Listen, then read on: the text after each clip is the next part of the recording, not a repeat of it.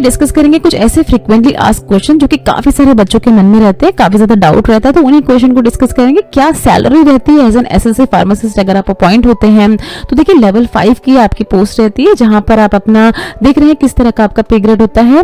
29,200 से लेके 92,000 तक की आपकी सैलरी होती है, इसकी रेंज में आपको सैलरी मिलती है। वर्किंग आवर्स क्या होते हैं एसएससी फार्मासिस्ट के, तो देखिए सेंट्रल वेलनेस सेंटर पे आप अगर काम करते हैं तो ये इस तरह के सेंटर जो है 7:30 बजे सुबह से लेकर 2 बजे तक खुले रहते हैं, मंडे टू सैटरडे। बट ये बिल्कुल डिपेंड करता है कहां पर आपकी अपॉइंटमेंट हुई है, ये आवर्स जो है ये डिफर भी कर सकते हैं, पहले आपको बता देते हैं बच्चों।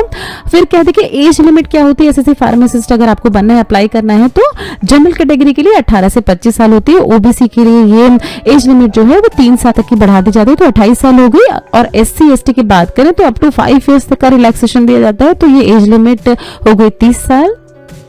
फिर देखिए बच्चों के मन में डाउट रहता है एलिजिबिलिटी क्राइटेरिया क्या है एसएससी फार्मासिस्ट का, तो आप 10+2 बच्चों पास आउट होना चाहिए, डिप्लोमा इन फार्मेसी होना चाहिए आपके पास, रजिस्टर्ड फार्मासिस्ट होने चाहिए आप। और हमने देखा था डिप्लोमा में 2 साल का एक्सपीरियंस मांग रहे हैं, डिग्री में किसी भी तरह का एक्सपीरियंस नहीं मांग रहे हैं।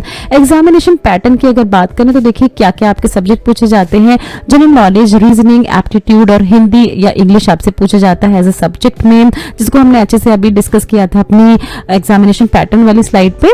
और किसी तरह का एक्सपीरियंस रिक्वायर्ड होता है कि एसएससी फार्मासिस्ट के लिए, तो 2 साल का एक्सपीरियंस आपको रिक्वायरमेंट है। अगर आपने डिप्लोमा किया है, डिग्री अगर किया है, तो किसी भी तरह के एक्सपीरियंस की रिक्वायरमेंट नहीं है, एज अ फ्रेशर आप अप्लाई कर सकते हैं इस तरह की पोस्ट के लिए।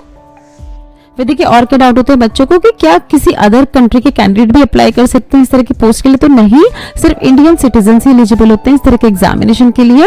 और कितने अटेम्प्ट अलाउड होते हैं जैसे फार्मासिस्ट एग्जामिनेशन में, तो एज सच कोई लिमिट नहीं है, कितनी भी बार आप प्रिपेयर हो सकते हैं, बट आपकी एज लिमिट जो है एज क्राइटेरिया को आपको मीटअप करना होगा।